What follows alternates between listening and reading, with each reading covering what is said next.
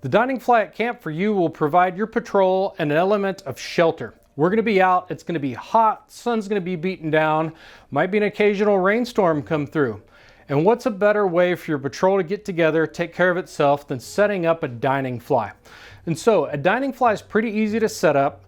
My troop's a little bit rusty, so we've been practicing. I hope you and your patrol will have time to practice as well. We're gonna go through the elements of what it takes to build the dining fly if you don't have a kit already, and then we'll show you a little bit of practice on how to get it set up and what the elements are. So let's take you into the build. Things you'll need: table saw, chop saw, angle grinder, and then for your parts, what we're looking for is you're gonna need 3 2x4s that are 8 foot long. Hardest part of this project is gonna be find 2x4s that are pretty straight at the lumber store. On these, you're gonna go ahead and we're gonna need some studs that are 2 inches long. That'll be 1/4 inch thread. You can find bolts and cut off the end. I used all thread. So that's gonna complete your tent poles. Then you're gonna need some 2-part epoxy to glue in your studs at the end of your pole, and paracord, your stake on the ground, and of course, your tarp that makes up the dining fly. The dining fly shown here will have 8 foot center poles, 7 foot side poles. So it's a slight A-frame. You might want a little bit different setup, but that's the versatility of a dining fly. With your patrol, you're gonna be able to learn and exercise patrol method on who fits the best position, how you can work faster. And so within my patrol, every time we try to set it up, we try to get better. We try to work out some kinks and see how quickly we can get this set up. Let's get into this build.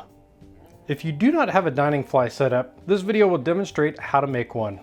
To make the poles, we start with standard 8 foot 2x4s. On the table saw, we square it up first, cutting as tall as it was wide. The next step is optional. The table saw is cranked over at 45 degrees to cut the octagon poles.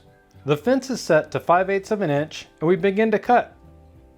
Running a short piece will help ensure your angles and fence are set up properly. Looks good, continue on. Cutting with your wood on the top side of the blade will help you stay away from binding up the pole. Push sticks will help you stay safe and keep your digits where they belong. Once the ripping is done, you'll have 6 8-foot long poles. 2 poles will be set aside while we focus on cutting the 4 corner posts. We'll cut them down to 7 feet. Inventory check. We should have 4 7-footers and 2 8-footers. Each pole will get a 1/4 inch stud on the top. Taping a 1-inch mark on your drill will help you keep a steady depth. Studs can be bolts with the heads cut off or all thread cut to size. Each stud should be cut 2 inches. An angle grinder makes fast work of this job.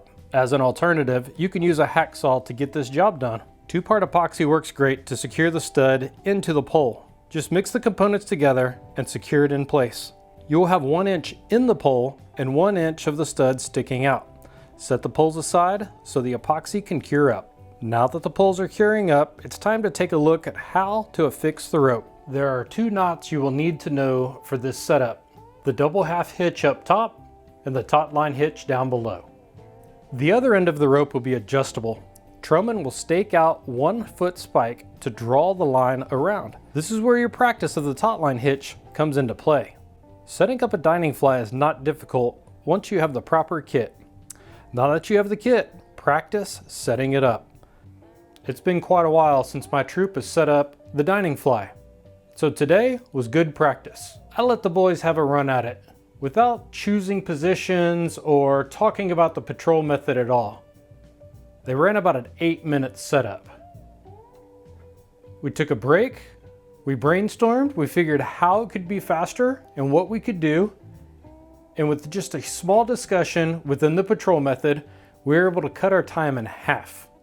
At camp, your patrol will be challenged on how quick you can set up this dining fly. This fly will provide shelter when the sun is beating down on you. It can even keep you dry if it rains.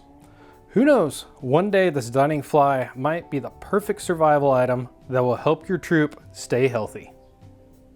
I hope this video has been useful to you. If you have comments or want to learn a little bit more, please comment. We'll try to field any questions possible. But the most important part after you have your kit set up is to get out there and practice. Practice, practice, practice. Every single time you can shave seconds off of building this shelter, keeping you safe, and having some good spirit within your patrol method. We'll see you at Camp Beacon, and as always, walk worthy.